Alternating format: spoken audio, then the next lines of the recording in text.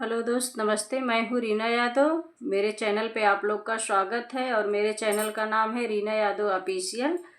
और आज मैं लेके आई हूँ सोहर गीत। सुनिए और आनंद लीजिए और कमेंट में बताइए कैसा लग रहा है। लाइक शेयर जरूर करना। गंगा जी का ऊंचे नीचे यारा रावत तियाए कैरो वेले हो। गंगा माई दे तू अपनी होला हरिया जमुनवा डूबी मरी जई तो। गंगा माई दे तू पानी होला हरिया जमुनवा डूबी मरी जय तो।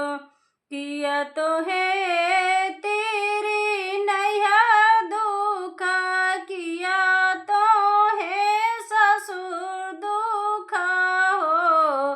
हरे तेरी किया तोरा पिया परदेसिया कोखी दुख रोवेलु। हरे तेरी किया तोरा पिया परदेसिया कोखी दुख रोवेलु। नहीं ये गंगा माई नैहर दुखा, नहीं हमें ससुर दुखा हो।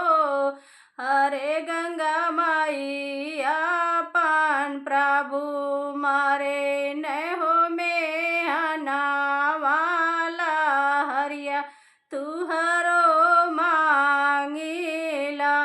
हरे गंगा माई अपन प्रभु मारे न हो में वाला हरिया तुहरो मांगिला।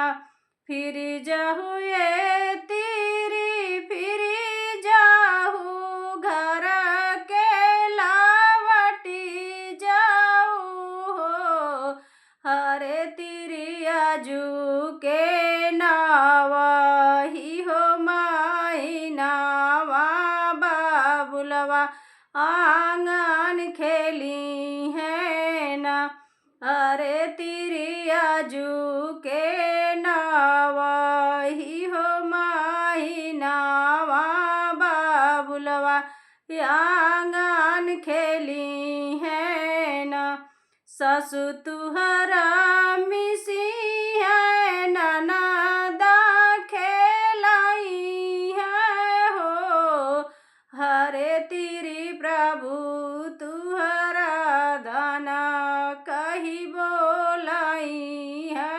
महलिया उठे सोहर। हरे तेरी प्रभु तुहरा दाना कही बोलाई है। महलिया उठी सोहर।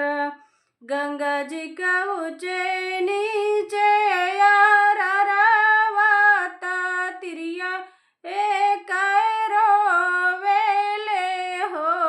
गंगा माई दे तू अपनी होला हरिया जमुनवा डूबी मरी जई तो। गंगा माई दे तू अपनी होला हरिया जमुनवा डूबी मरी जई तो।